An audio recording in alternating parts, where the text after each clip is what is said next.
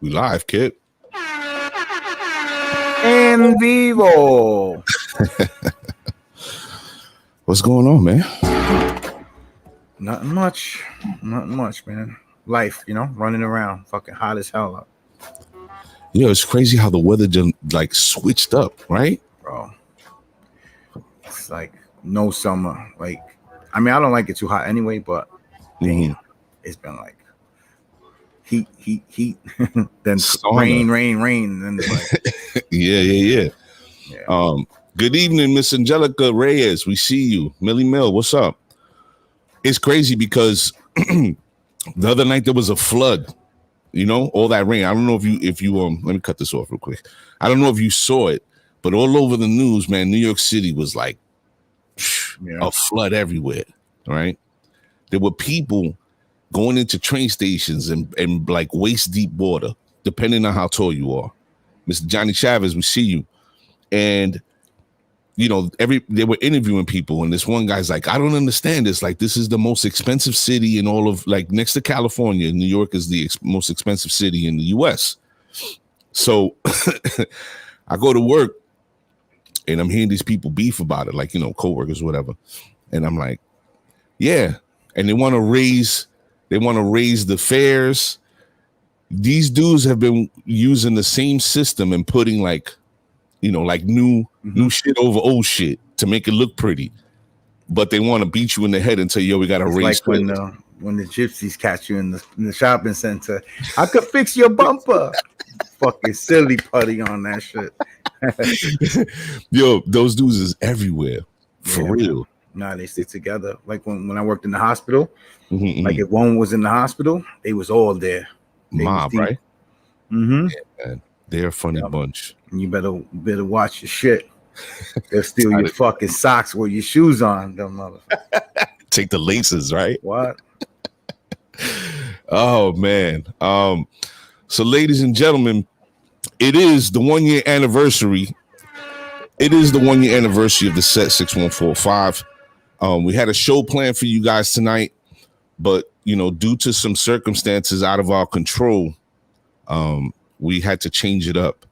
So we're still going to be in the celebratory spirit, but, we're going to do a chop up segment. We're going to talk about news, current events, and, everything around the world, have some fun with it. We'll open up the phone lines in case anybody wants to call in, talk about something, wish us well, whatever it is. We'll run the ticker and we'll make sure everybody can see the number.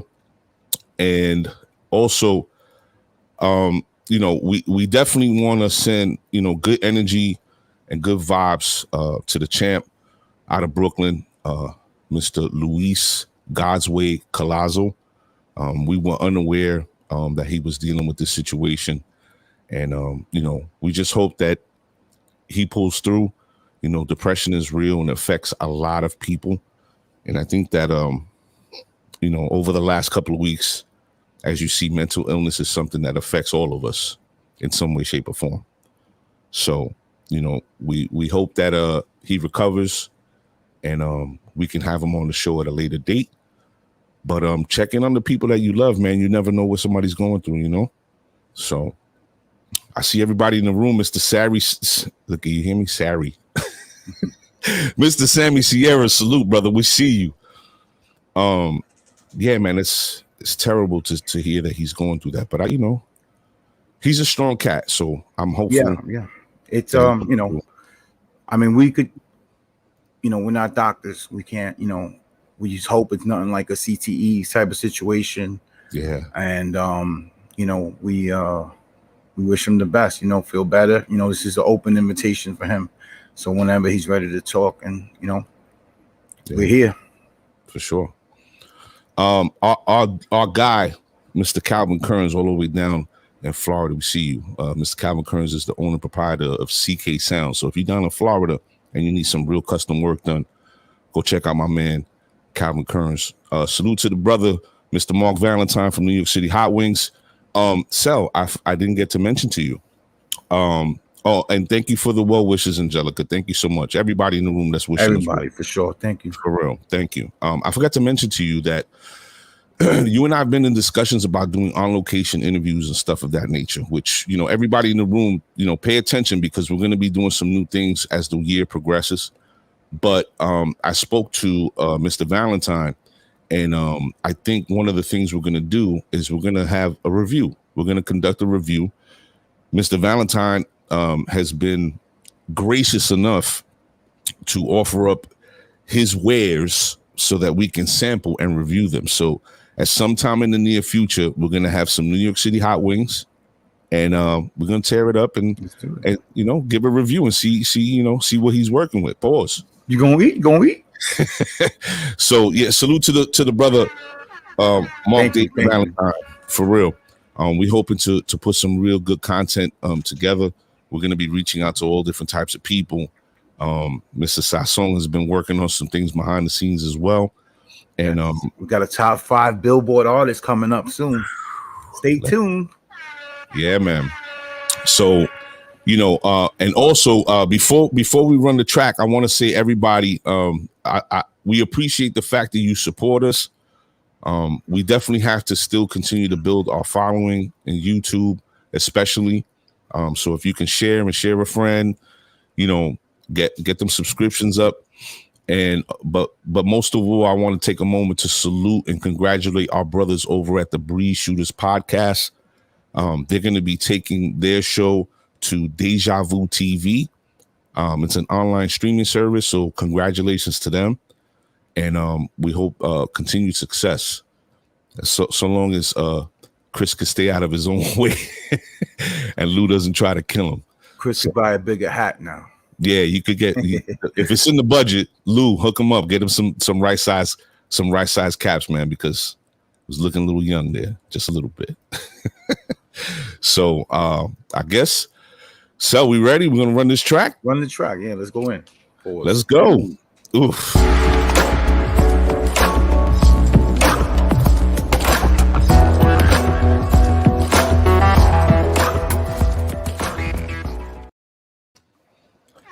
Good evening, everybody. Welcome to the show. I'm your host, Mr. A, with my partner Sally Sasson in the building with the Doña Abuelita glasses now. That's good. Oh, good.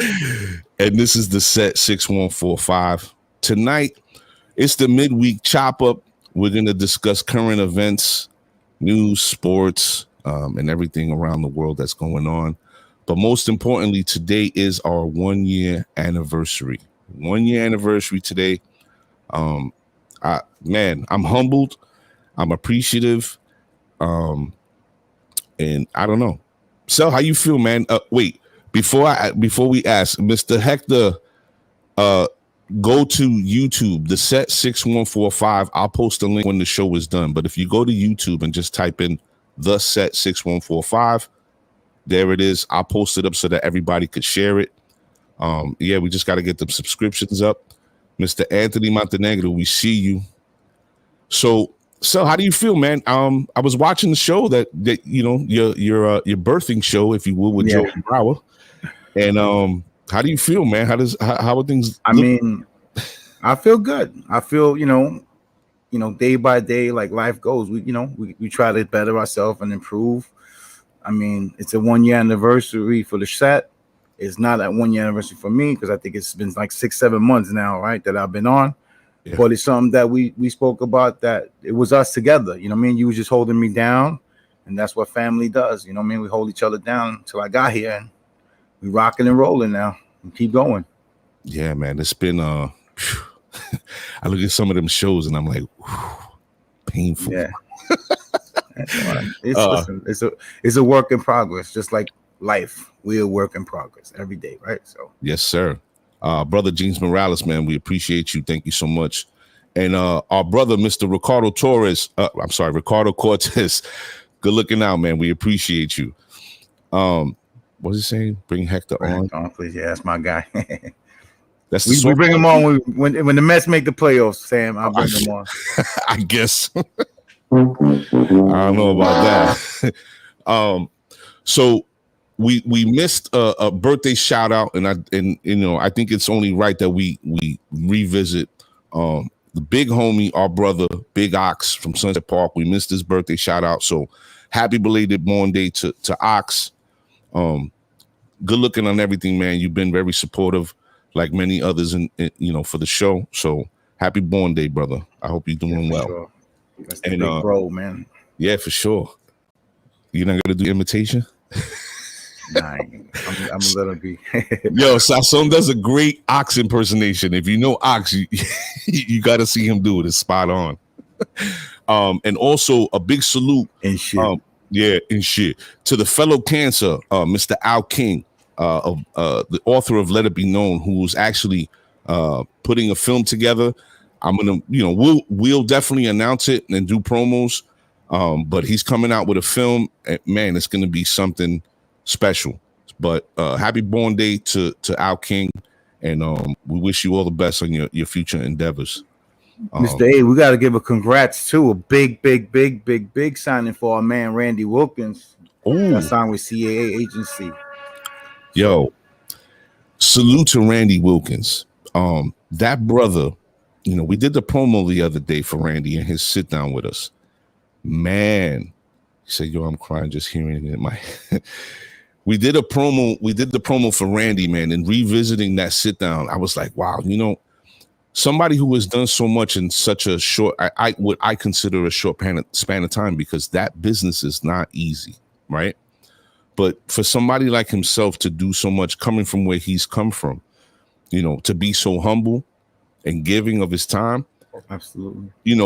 You gotta big him up. You gotta give the dude his flowers. So salute to Randy Wilkins, man. Really good cat. If you missed that interview, go back and watch. Damn, bubbling right now. If you missed that interview, go back and watch it, man. It's a great one. Randy Wilkins is a really amazing guy. Little Spike, and he got some work coming out. He's working with the Captain, no? Yes, sir. Working on the Captain documentary. And that's a 30 for 30? Nah, that's gonna be probably like some The Last Dance type shit. Oh, okay. It's independent of. It's not under that umbrella. Nah. Okay. All the Yankee fans out there, you gotta check that out. He has a doc coming out with the Captain. Yeah. If you don't know who the Captain is, Derek Jeter, and it's gonna be amazing. So. And I'm working on something for when the Mets one drops in September. That Mets one's dropping. Let's go, baby. Let's go. We working, guys. We're working. We're trying. Yeah, man. And again, I appreciate everybody who's been behind the scenes supporting and helping us, because, without this show, without you guys, the show is not going to be what it is. Mm-hmm. So everybody that's been instrumental in helping our movement, we salute you and appreciate you. You already know what it is. Can't forget about that. You know what I mean? So. What's going on, baby? We're gonna get into this. Let's dive in. All right, so let's start with the obvious that's on everybody's mind, or should be on everybody's mind. And I think that this guy, I liked him when he was on the radio, right? And then he became Sammy, we're gonna hit that. Pause. We're gonna touch that. We're gonna get to it. All right, we got you, brother. Mr. Ephraim Avila, salute, bro. I hope you're feeling well. He got a new baby too. Congratulations. Congratulations, Eve. So when he was on the radio, I liked him, right? I thought his commentary was entertaining, right? And over the last couple of years, he's become more mainstream, like a staple in the sports world.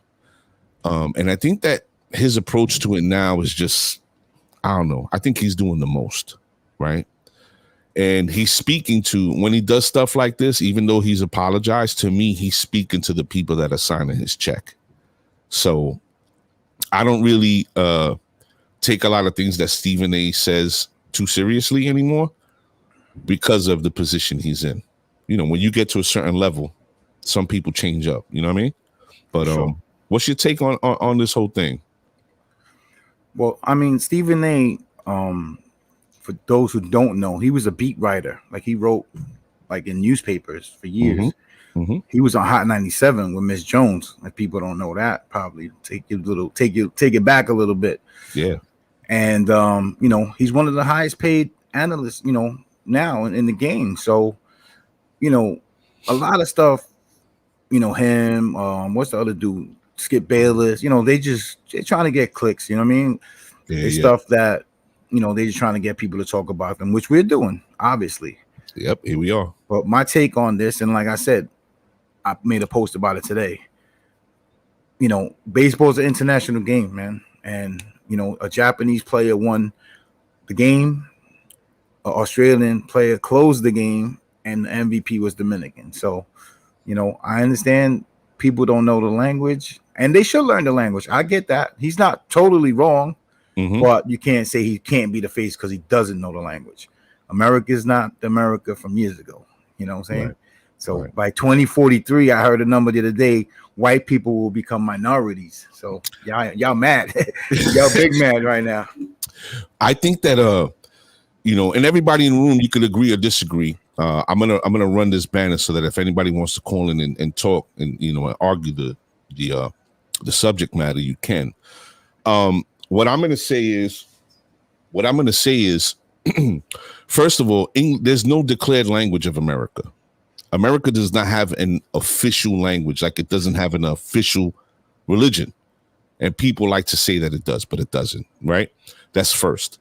Second of all, the premise on which America was built, even though we understand it to be very different, was that you had all these people from all over the world coming together to build a better place outside of where they came from, right?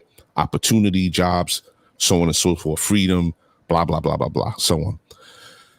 When you look at baseball specifically, it is riddled and dominated by minorities. White players are not the dominant folk in baseball. They're just not. I would dare say Latinos dominate baseball, right? So Stephen A saying, that's right, G, it's a melting pot. For Stephen A to say that he can't be the ambassador proves your point about getting clicks. He knows damn well that man, that statement is going to be controversial. Just looking at the fact that if you're a sports person, you understand that white people don't dominate baseball. The minorities do. So to say something like that because he doesn't speak English, come on. First of all, you're opening up a can of worms. Second of all, that's a whole other market. You know how big baseball is in Japan? Yeah, they were staying up for him. There's jersey sales. And plus, even what he covers, NBA basketball. I mean, that's international. Look at Don Chick. Look at all these guys that have been dominating. Look at the USA Olympic team losing 2 exhibition games. It's just. Oh, those were exhibition, right? Those were exhibition, yeah. Yeah. Yo, speaking of which, I can't believe I was watching some of the replays, and I was like, if this was the early 90s, like that never happens. Europe or the Europeans, like we had the European wave in NBA, right? They got a lot of great players, but we've never, it doesn't matter how great they have gotten or whatever, we've never been, exhibition getting rocked by like Uganda.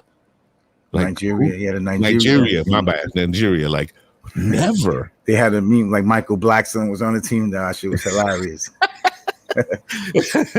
Michael Blackson's a clown. But all that to say that Stephen A is how do they say? He's kicking the bear, basically, with what he said. So I don't take what he's saying too seriously because again, he knows better, I think everybody's in a situation where they want attention. When everybody's saying stupid shit for that simple reason. That clicks. Yeah, to get the attention. And that's something we don't do here.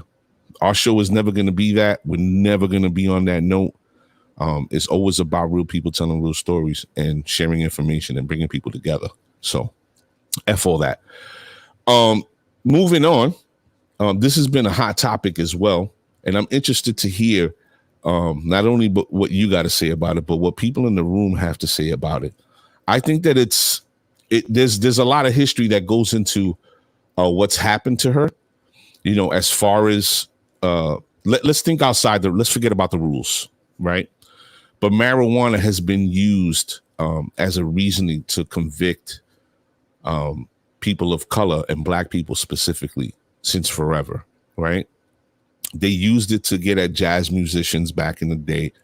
it's like the door for them. Like, oh, he has marijuana. Let's throw him in jail. He's a savage. It's a gateway drug. Yeah. I ain't gonna say now. Let me take that comment back. Never say never. Yeah.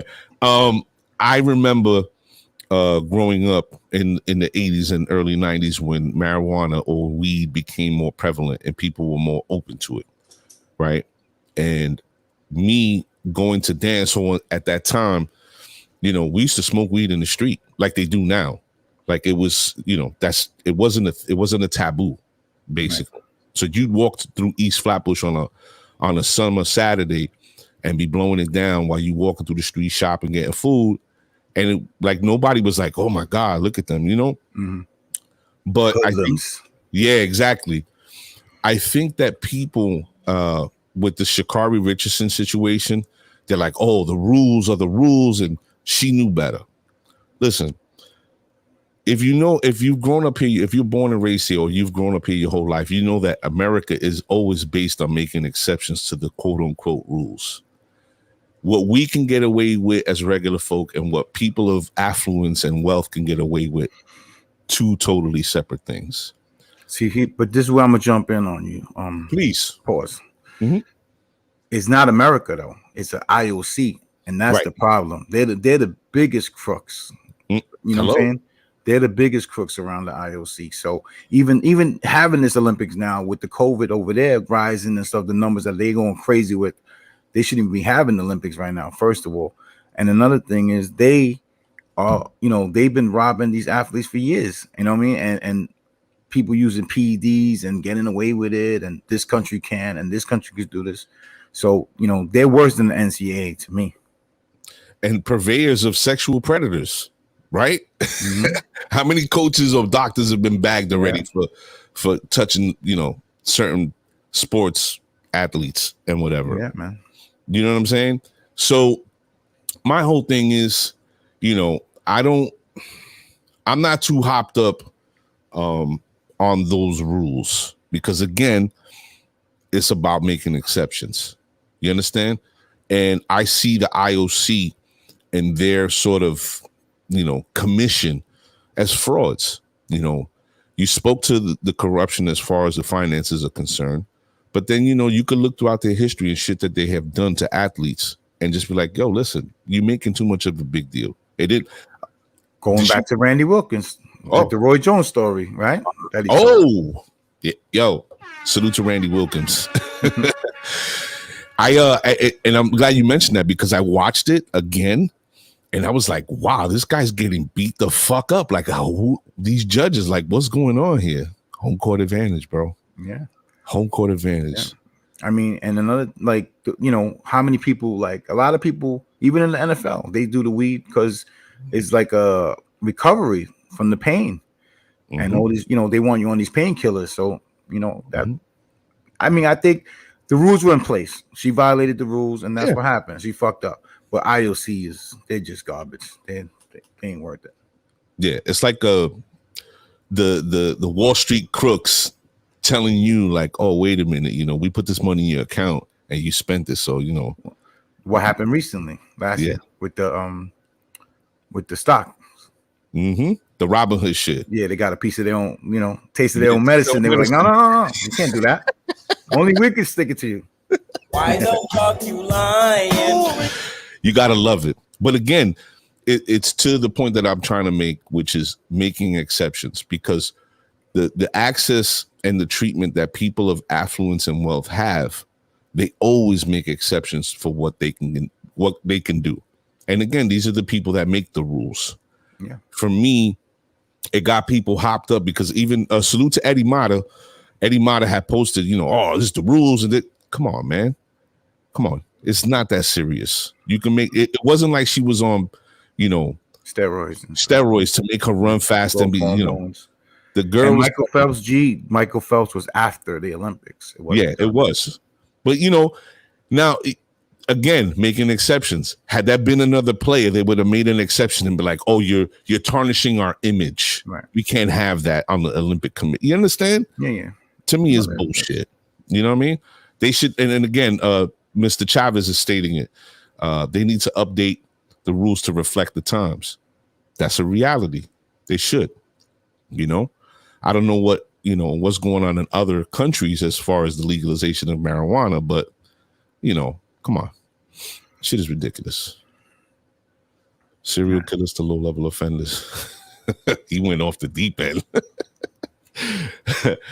Oh, man.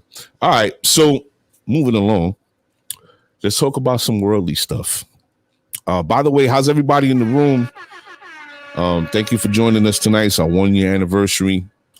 We had a great show planned for you guys, but due to unforeseen circumstances, we had to change it up. So we're making the best of it. We're still going to celebrate the month of July as our anniversary month. We're going to stretch it out, pause, and give you guys good content. And next week, man, wait till you see what's coming next week.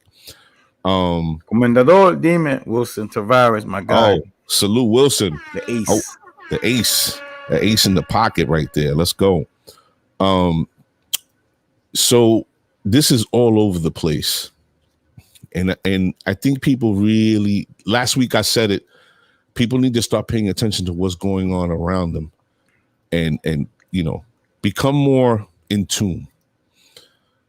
So Cuba's being faced with a crisis. As I understand it, there's an embargo placed on Cuba, so they're not getting, goods, food and things of that nature, things that they need to survive basically day to day. And the people have grown weary, and it seems like what we're looking at is probably somewhat of a revolution.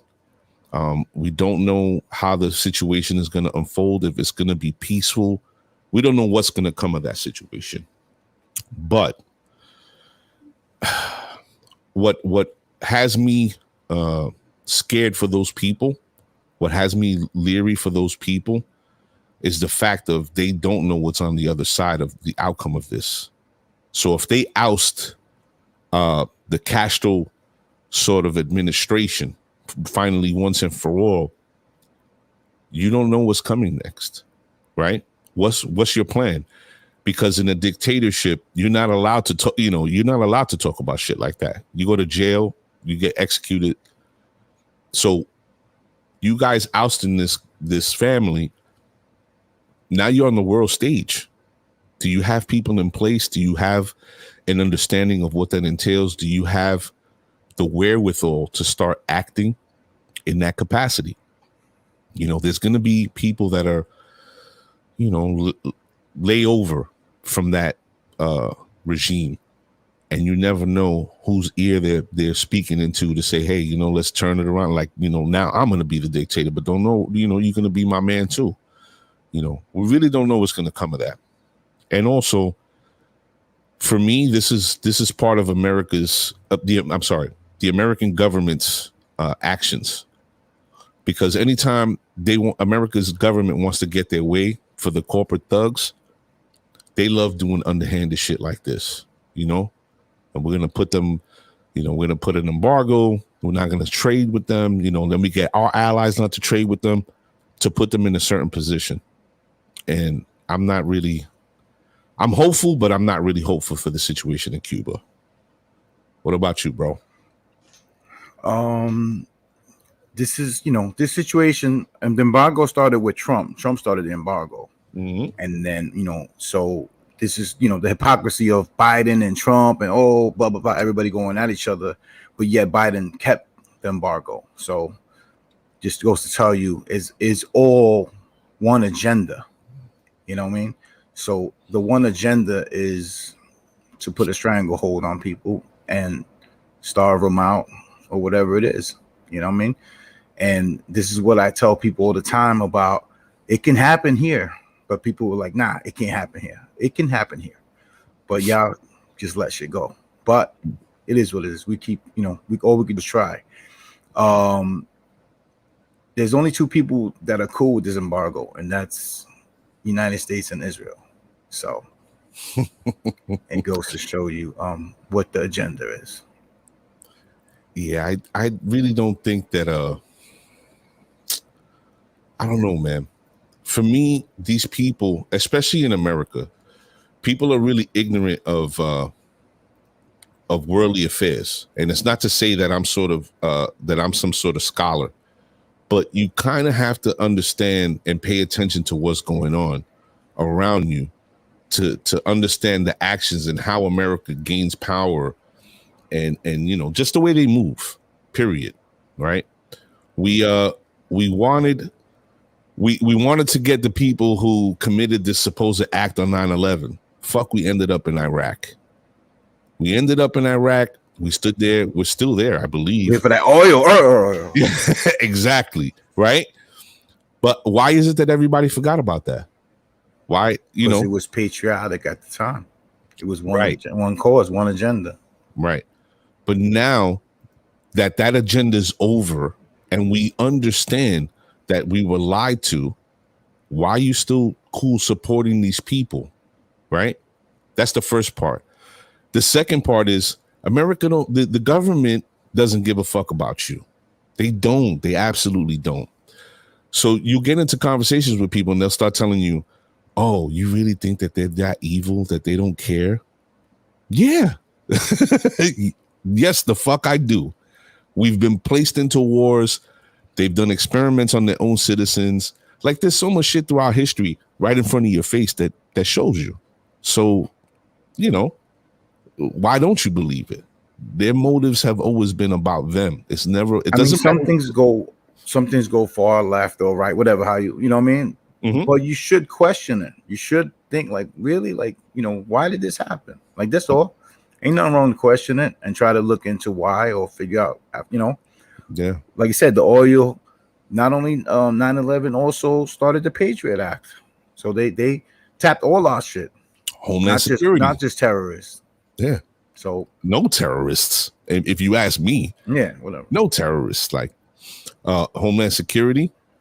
Oh, and the biggest thing that, and this is something nobody paid. A salute to the breeze shooters. We see you, brother. You missed your flowers we gave you at the beginning of the show. So when we finish, you can go back. Rewind. So with Afghanistan, what people missed was, they said, oh, Saddam and Afghanistan. They knew it was him before the buildings even fell.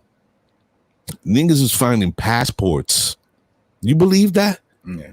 Unburned passports on the ground. Oh, you see? It was this cat. And we're leaving Afghanistan now. So what's going to happen there now? These years, all these men and women dead. And what? To come out of it. Exactly. The next oppressor or whatever, But think about this. If we're leaving, it must be because we got our shit set in stone. Because the point I was trying to allude to everybody that should be listening. What's in Afghanistan? People say, oh, fucking opium. The heroin is in Afghanistan.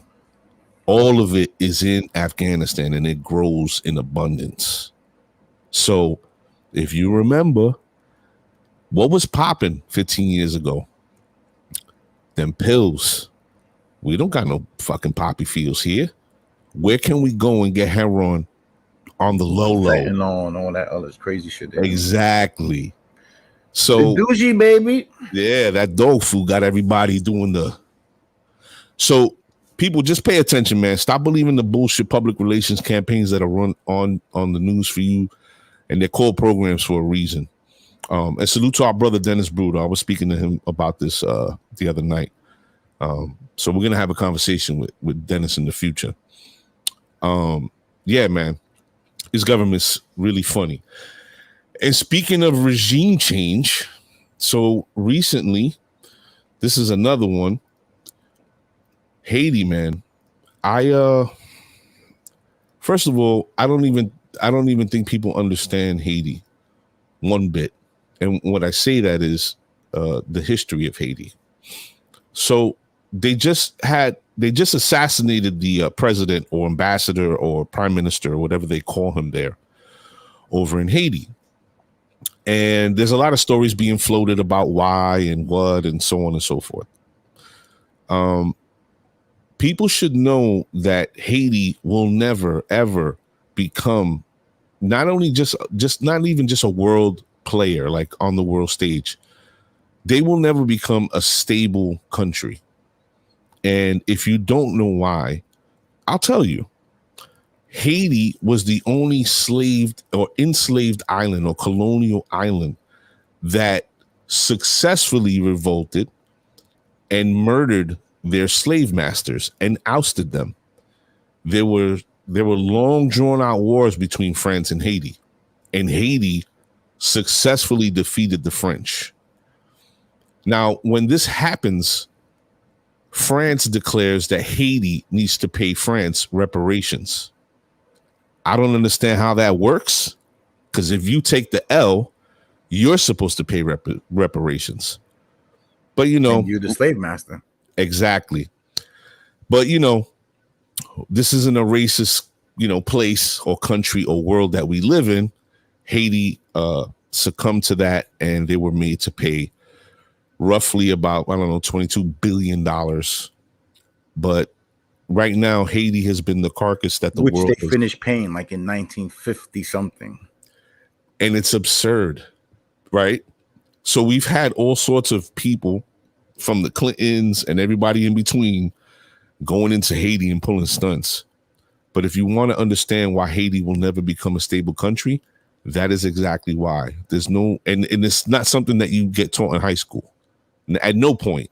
And there's stories of the Clintons stealing, you know, the funding, and they were about to get blown up by this dude.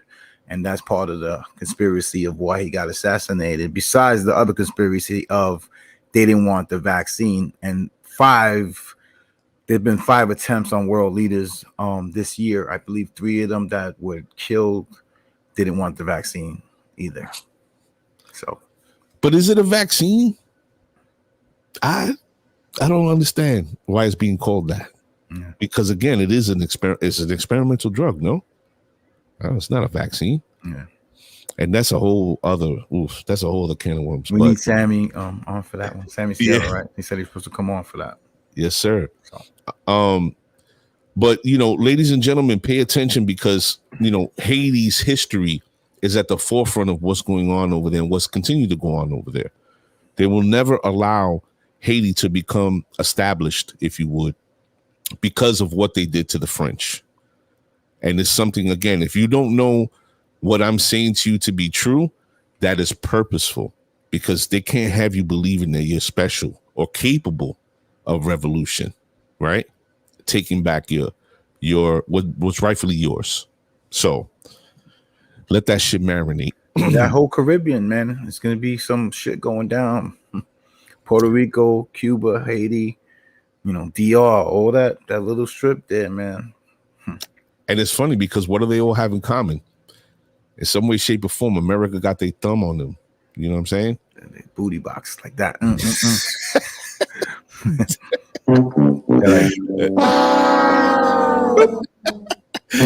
No, I gotta.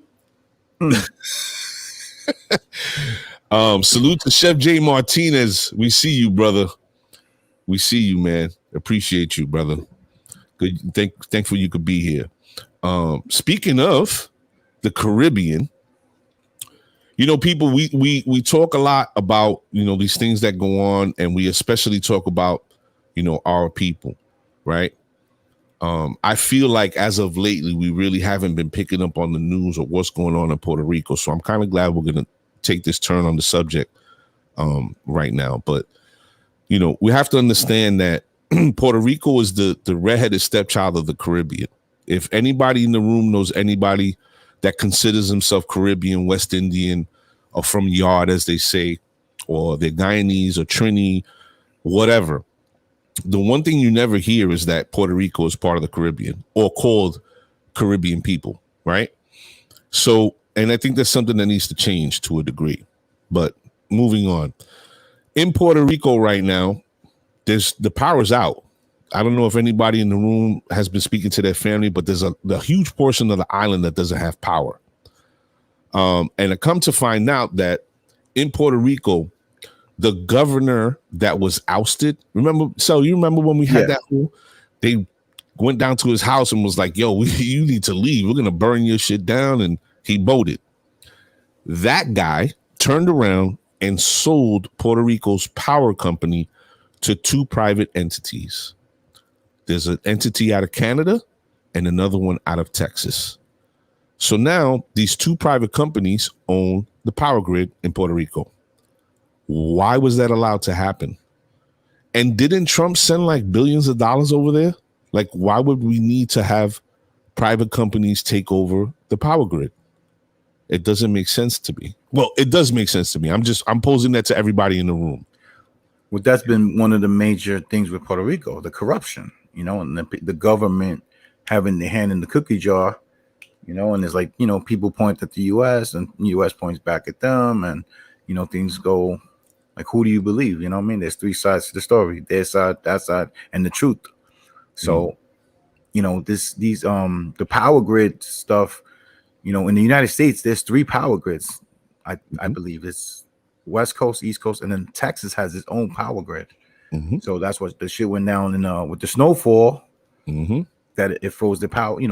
So it's a good thing Texas has a power grid, but then it's a bad thing Texas has their own power grid.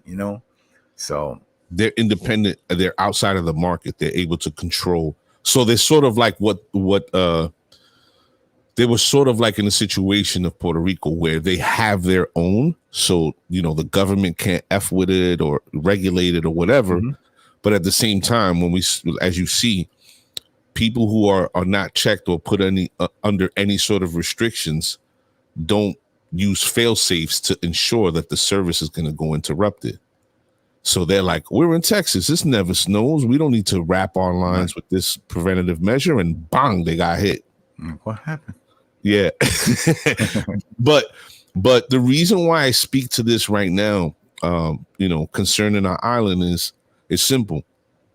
You have people who are outside and have no connection to the island owning this massive utility, right? So at any point in time, they could turn around and be like, I don't remember the blackout. They could turn around and do what they did and just hit a switch and boop, no power. Then what? How many people died? Like 4,500 people died. To me, that's what's going to be the big thing here in the States. We're going to have a cyber attack beacon, and it's going to be blackout, and it's going to be blackout for a while, and people are going to be fucked up, and there's going to be some shit. That's my thing, and I see it lining up to it. But what can we do? Get them canned goods or something? Like, what are we gonna do? Because they only saw how long can you go? Well, and that fucks up everything. Exactly. The refrigerator goes out, right? You can't turn your stove on. You're gonna be barbecuing, which I don't really mind. But then again, when it happens, no deliveries. There's nothing. Power goes out. There's nothing you're doing. Yep. But with regards to Puerto Rico, I'm trying to understand how this gentleman was allowed to make the sale unchecked, unbothered, like nothing. He just went. Didn't he get ousted? Like, why is he able to make this decision? And as far as the U.S. government is concerned and Puerto Rico's governing body, what people have to understand and get through their heads is the U.S. government's agenda is at the forefront of the things that Puerto Rico does. And what do I mean by that? If, let's say, in the 70s, the jibaros and the elders of our island, if they were in office and took Puerto Rico in the direction that they wanted to, let's say from a nationalist perspective, do you think the U.S. government would have allowed them to overturn the Jones Act, to take control of the ports, to seize the armory so that they can, be self-defending and not have to depend on the U.S., and to make trade deals and whatever? No, they wouldn't have. The U.S. government would have created some public relations campaign to say that somebody's corrupt and they need to be taken care of and blah, blah, blah, and all this bullshit. And they would have went in there and shot everybody up and made an excuse for it. Right? So the people who run Puerto Rico's government take their cues and move in a way that adheres to the U.S. agenda. Because there hasn't been one official from Puerto Rico that has stated, we need to overturn the Jones Act. It's hurting us economically. It's put us, in a hole, billions of dollars in the hole. Yeah. Oh, you want to get a gallon of milk? Oh, you want to get a car? Everything is priced upward because you got to take it off one ship and put it on an American ship, and then it goes over there. What's the reason for that? Even shit that's grown there, you got to go right. to Jacksonville, get taxed, and come back. Like, what's the sense that it makes no economic sense in how anybody is in the government saying, oh, yeah, that's fine. No. You motherfuckers done stole everything from us as it is. And they're gentrifying Puerto Rico right now over the last 10, 15 years. Hay blanqui ahí que está comprando, they're just buying shit up. And yeah, because they know what's coming. And that's the thing. Puerto Rico needs to get back on that revolutionary spirit, whereas they take the island back. But it's been polluted with the American way of life, the materialism. They got that in their heads. Don't nobody respect that no more. They don't respect the elders. They don't respect the jibaros from back then. They don't respect none of that. Everything is about, American culture. So I don't see anything good happening to Puerto Rico. And I especially don't see anything happening good in Cuba either. It's going to be bad, really bad. So, for sure. He says, G says, no need to reclaim our island. Fuck Luma Energy. It keeps us on the tee. I think what I'm saying, G, is that we need to readdress what's going on in Puerto Rico, right? We don't need the same players being in there and doing what they've done, because look where we are. The corruption that you speak of, again, is the cues. They see I can come in here like any other politician that's around the world. I can get away with this. I can do this. There's no conscience, right? So if we were to get again on a nationalist spirit for Puerto Rico, I've had our good friend Rolando Pastrana told me one time, why do you have Pedro Albizu Campos on your profile? He was a nationalist, right? You like nationalism? Lo and behold, who does Mr. Pastrana love? Trump. What's Trump? He's a nationalist. Everybody's saying they're nationalists now. America first. Right. Come on. Pick and choose. They move with the wave. There's no convictions. Like people say, oh, I'm a Christian and I believe in Jesus. And, that's why I support this guy. This guy got like 5 fucking wives. I was watching something the other day. I forgot what show it was. Mm-hmm. And they did it like a survey thing, right? So they did like, oh, these 3 lines, which is the longest line? Okay. You're like, all right, this is the longest line right here. Then they brought in new panelists. So they like brought you in, somebody put you in on it, and you were saying like a shortest one was like, nah, that's the longest line. So when they asked that person again, they was like, yeah, no, it's that one. Switched it up because he went with the flow of everybody else. And that's pretty much society. That's how it is. A lot of people do the same thing. I'm gonna follow that trend. They're right. It's called group think. Mm-hmm. And that's why, people, you don't understand. Every time you turn your TV on, it's giving you something to do. It's giving you something to buy. It's pushing you in a certain direction. That's why when you watch the news, those segments are like 5 and 10, all quick, and they hit you with all these images and we really have to your phone. You could just talk about something and your phone will have an ad. Yo, like, yo, man, I gotta get this. I gotta get these microwave, fucking microwave ads start popping up on your timeline. Like what? The other day I left work. There was a woman who had left. She went to like her other property. She came back. She's a very nice woman. She comes in the building. She gets off the elevator, and I'm like, "Hi, Miss So and So. I'm glad you're back. Welcome back. How are you?" And she was all cheerful with me, whatever. But I said her last name. She breaks out. 2 hours later, I'm leaving. Pull my phone as I'm walking to the car. People you may know. Her fucking picture popped up. Crazy. Now the reason, and I'm glad you said that. The reason why I'm saying this is because esta mujer es un blanqui, es de gente rico. La familia es puro chavo. Why would Facebook be telling me, oh yeah, you might know her? The fuck out of here. That's why when I go to sleep, I'll be like, all right, good night, guys, to my phone. And like, Yo, it's crazy. It really is. Ladies and gentlemen, if you're just joining us, I'm your host, Mr. A, with my partner. Sally Sassong in the building. And this is the set 6145. Tonight, we're doing the midweek chop up where we talk about news, sports, and everything going on around the world. We had a show planned for you guys for our 1 year anniversary, but things had a bit of a change. So we're making the best of it, and we're celebrating our anniversary. I'm glad everybody could join us. And Sally's just talking about how we're all getting spied on. And if you don't understand that that's happening to you now, I don't know what to tell you. Shit is real. You know, the dual cameras, this, that, all that shit is just something to, you know, just spy. You know what I think about when you say that? I'm like, yo, I wonder what these dudes sitting up in the NSA and all these intelligence agencies, like what their collection of booty shots, and, you know, because it's a thing. Women send pictures to dudes, you know, regular, like, you know. And guys send the deep pics too. Yeah, like, but I like to believe that there's not a lot of dudes in the NSA collecting the beef pics, but then again, but that's crazy. Yeah, that's crazy, right? Puerto Rico is in a bad state, man, and it's sad to watch, and it's even more sad to hear how people want them to become a state. That's not the answer. You know, the answer is that the problem is they can't survive on their own, like Sammy said, and they're just stuck in the middle, and it's been that way, you know, forever. They're stuck in that middle. Like, statehood is not the answer.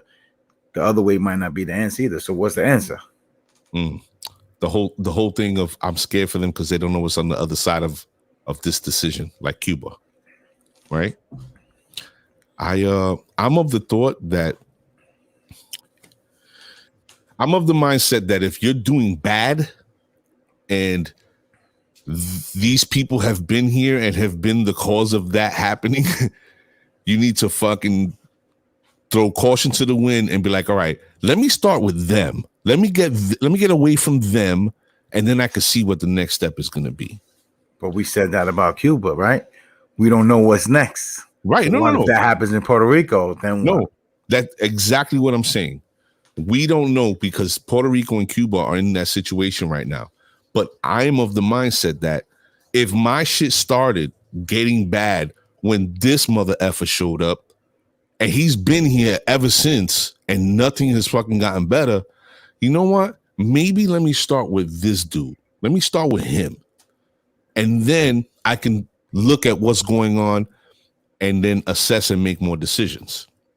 The problem with it is America's influence and control in the world, right? Because now they oust America like, yo, listen, we want to do our own shit. We're tired of this. We're taking everything back. Oh, yeah? All right, cool. Everybody in the Caribbean that we have, you know, under our thumb, you're not trading with them. You can't run your ships through here. We're not going to let you pass, you know, and so on and so forth. But when that happens, you clearly demonstrating who the F you are, you know, and people they'll run with it.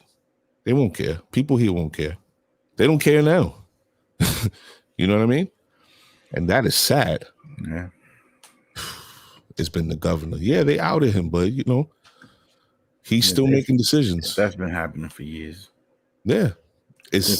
That talk's been since I was a kid. You know what I mean? And Cuba, I watched The Godfather 1 and 2 because it's been on the last couple of days. And they're talking about, you know, Hyman Roth says it like, oh, there's been revolutions here for 40 years. That was 40 years ago. You know what I'm saying? Yeah, so, ages, bro. Yeah, it definitely has. But again, you don't know what's going to come until you start taking the steps to change it. It's just like a relationship. Yeah, it's just a reality. You know what I'm saying?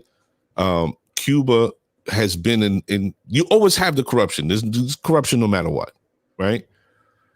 But there has to be a way where you step into the fold and do things to mitigate and to hinder corruption by holding people accountable.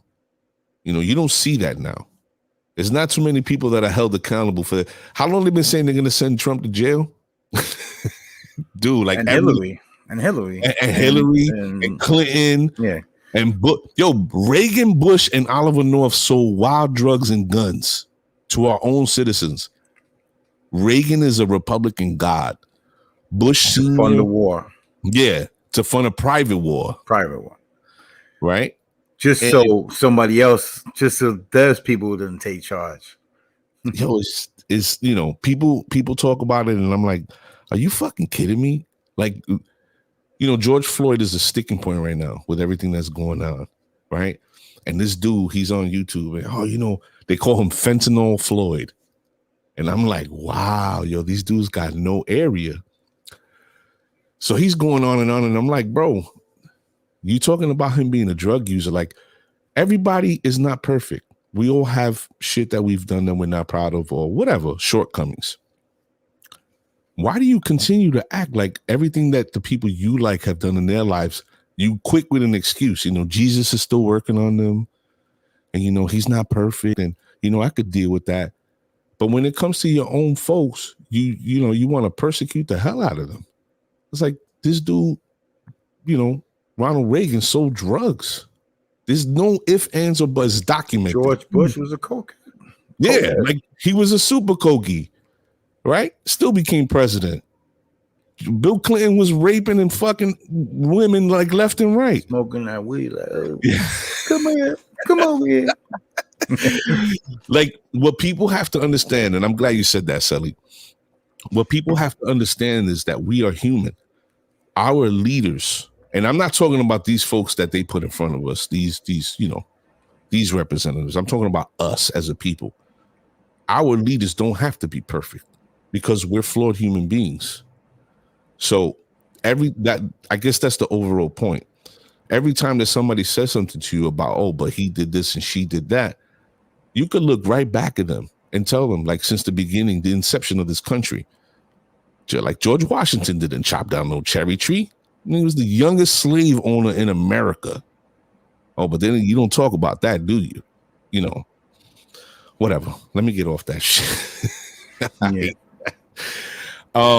Let's talk about New York, man.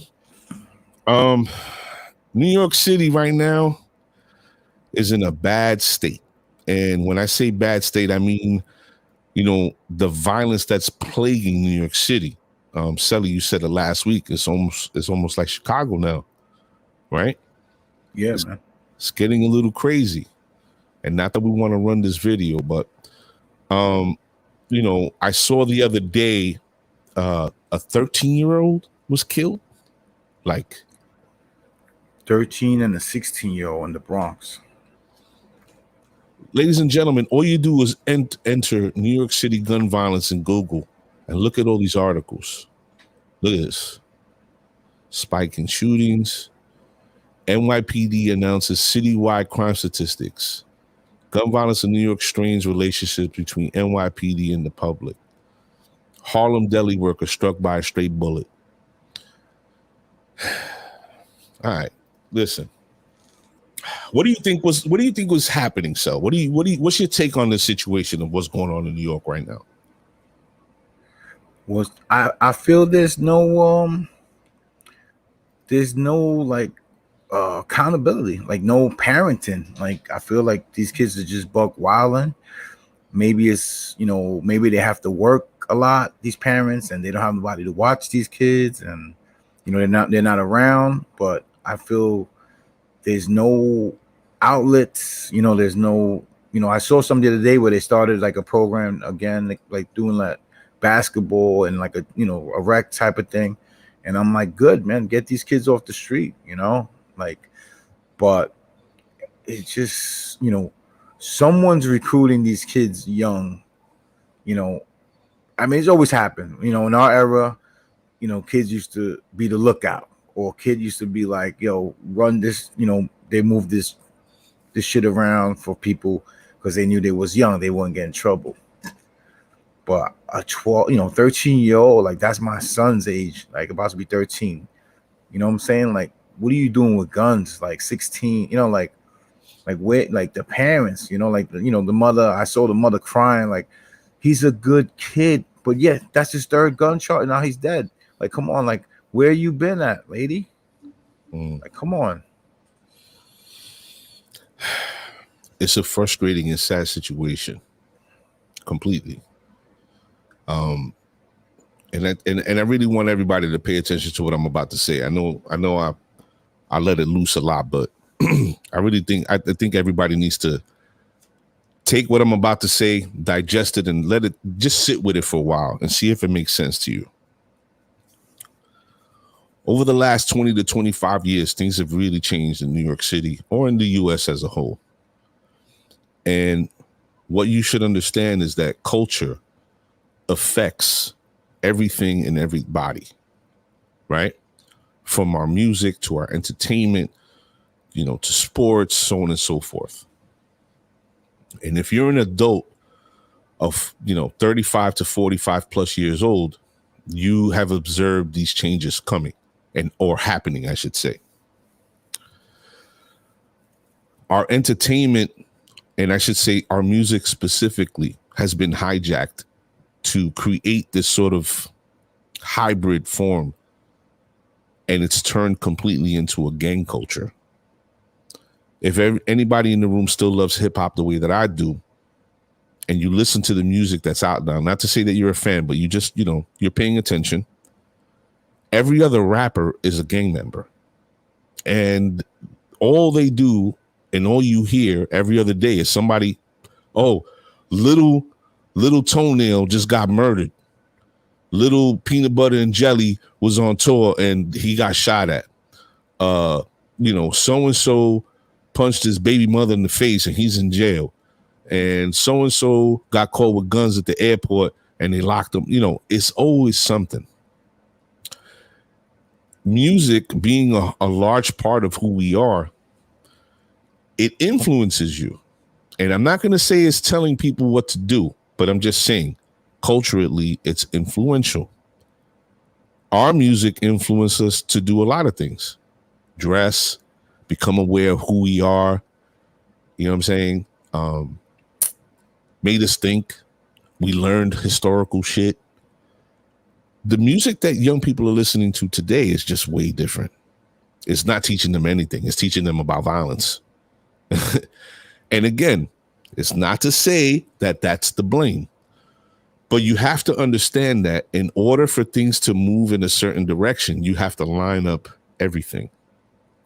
So you take away a parent's ability to discipline a child. If your child shows up to school with a mark on his face, back, leg, or her, you're going to jail. And this is real. This is a real thing, right? So why am I saying all these things? I'm saying this to sort of enlighten you or to bring you to the place of look at what we have going on culturally in this country. You cannot discipline your children. The music and the mindset from hip hop, because hip hop is the most influential genre of music, hands down. I don't care what anybody says, and it's everywhere.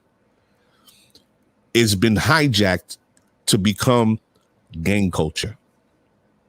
And now you look in New York, I think G pointed to it. He said that defunding the police was the next political platform, and that's why we're seeing what we're seeing, which I half agree with him. We've spoken about this. They didn't take their money away. But since I threatened to take your money away, and even if I did take a little bit of it away, what gives you the right to sit in your patrol car and not do your job? Like, that makes no sense. People, we're not living in Iraq. When was the last time you heard a cop get shot? Can you name a cop that got shot, like in the last 6 months?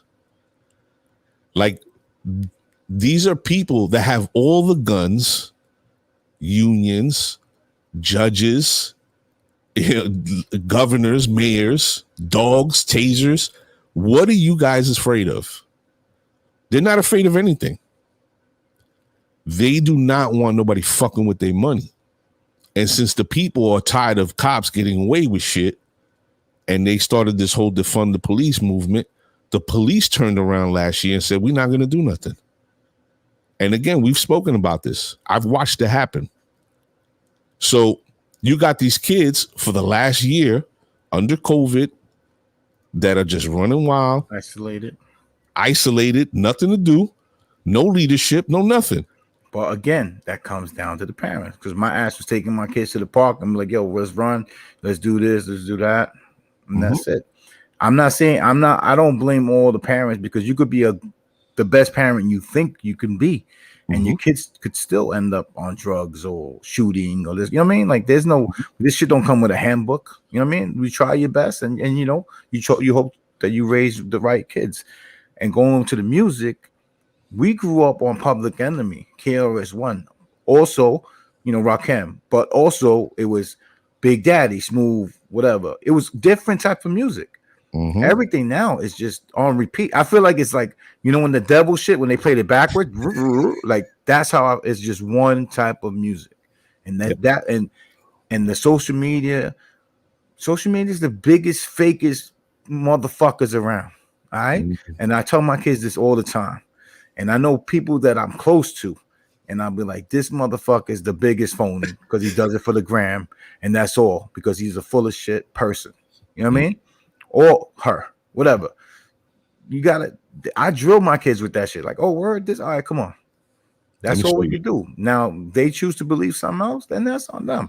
But they ain't gonna be out, you know, with Fulano and this and who's your friend? Let me see them. I want to know. Bring them over here. That's how I roll.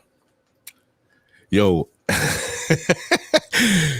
people, if you're not paying attention, if this isn't making sense to you, then you got a way different mindset. We're of the thought that we need to be involved in our children's lives, and I think Jay Martinez said it best. Stop trying to be your child's friend. You can be an influence in your children's life, and you can have a stable and understanding relationship with them. The hierarchy of that relationship does not change ever, right? We was 20-something years old, you know, almost maybe, you know, in the mid-20s. We wasn't like talking slick to our moms. That we say shit under our breath, walking off where she can't hear. You hate that? No, I see nothing. Yeah, son. Yeah, that's what I thought. These kids nowadays, they just, it's all in line with an agenda. Yeah. And it's easy too, because who doesn't believe that minorities are, you know, pieces of shit, drug users, lazy, don't want to work? Who doesn't believe that? Except, you know, yourself. Like, you don't believe that about yourself because you know who you are. But I'm saying, as a culture, as an American culture, you could turn on the news and find 5 different segments on, oh, you know, Black people this or Latino people that. It's easy, it's believable, but you know, it's for a reason. But back to the point of what's going on in New York City, this was done on purpose.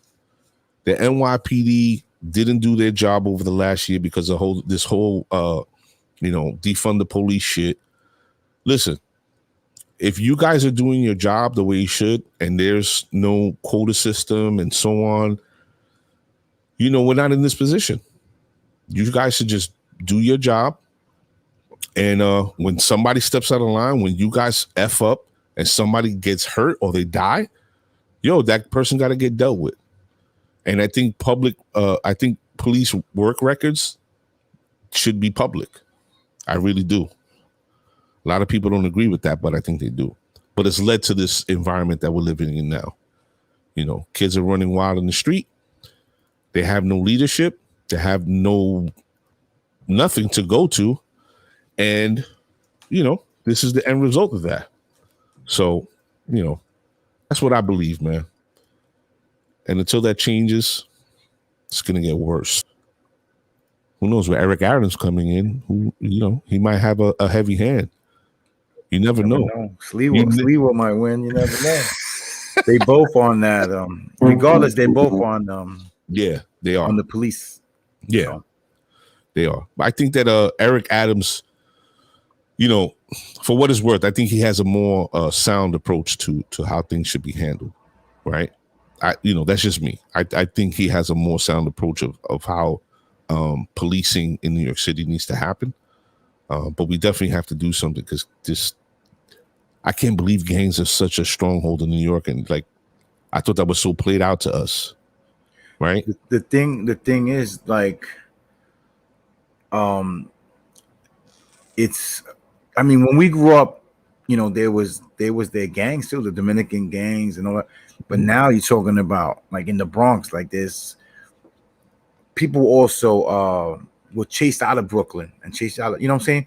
That kind of went into the Bronx, and like now it's all those families uniting there, and the Dominican gangs and the the Morenos and the white this that, because there's white people in the Bronx too. People were like, oh, there's white people in the Bronx. Don't get it twisted. Yeah.